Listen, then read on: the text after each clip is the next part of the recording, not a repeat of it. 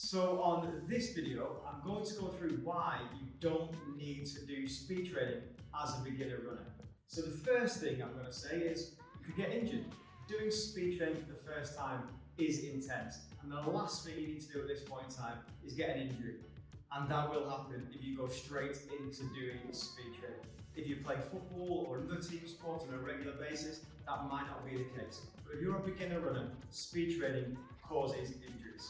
The second thing, the intensity isn't necessary for you to do your distance. As a beginner runner, you might only be doing a 5K or a 10K, and a speed session isn't really relative to doing those events. You need to make sure that you're doing something you can do on a regular basis, and the intensity of a speed session isn't what you need. The third thing you need to do is have a proper warm-up and cool-down. And one of the things that happens when you don't do a warm-up and cool-down is, number one, you get injured. And doing a warm-up and cool-down takes experience. It takes a routine that you plan out to make sure that when you push yourself to your extremes, when you're sprinting, you don't get hurt. And if you don't have that routine in place, if you haven't learned that from a professional coach, then I wouldn't recommend doing it. Time. You might think, speed training, I can do that really quickly.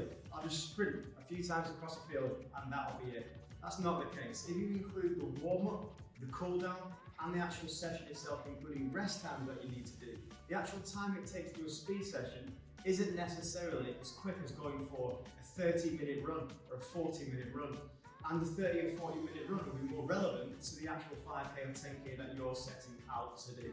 The fifth thing is consistency. And if you're consistently running every single day or every other day to run a 5K and a 10K, you'll get used to running that distance. And then when you come to the race, when you come to your goal race, you'll be able to do it. You've already practiced it, you know what you're doing. If you're going to go try and do speed training and then do a race, that's a 5K and 10K, it doesn't really make sense. It's not consistent. And if you're just beginning and starting out, it's not necessarily the right thing to do.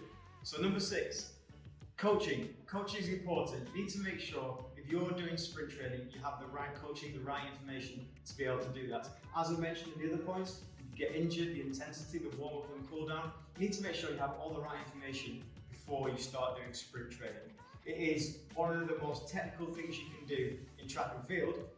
And if you're doing sprint training and you haven't had the experience or the information, you're going to have all these things happen to you. So I'd recommend parking this side of things until you get more experience. So number 7 is fueling.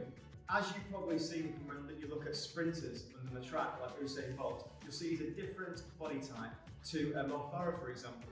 The food that they put in their bodies is completely different. For sprinting, you're running for 10 to 20 seconds and you're exhausting all your resources in that way, ATP system. But the endurance runners, Mo Farah for example, carbohydrates, fats, you need different foods to be able to fuel different things. And if your aim is to run a 5K and a 10K, and you're doing sprinting for training, these are different kind of food, and it's not something you should be thinking about at this point in time, early doors in your running career. So that's 7 ways why you don't have to do sprint training at this point in time. There is a place for sprint training, there is a place for speed training in your schedule. It will become important as you progress, and it's also quite fun. It's nice to mix things up. But at this point in time, if you're just beginning running, then I don't recommend doing too much of that. If you want to find out more about Run Through, check out runthrough.co.uk, or about myself, I'm at Matt Hollywood at all different channels.